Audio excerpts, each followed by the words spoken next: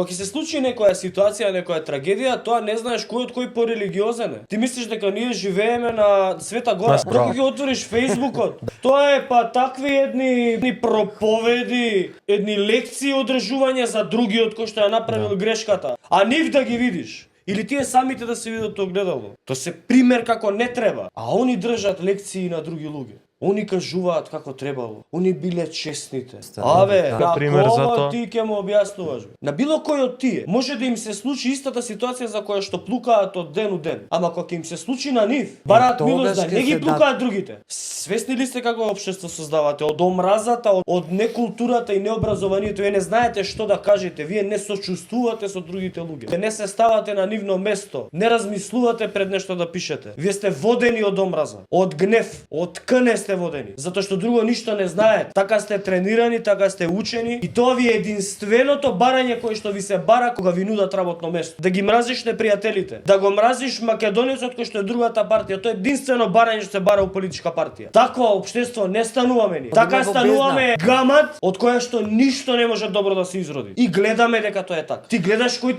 ти се државници, гледаш кои ти се раководители на оваа држава, гневни луѓе со ниски страсти кои што се водат од злопамтилук, затоа што такво е општеството.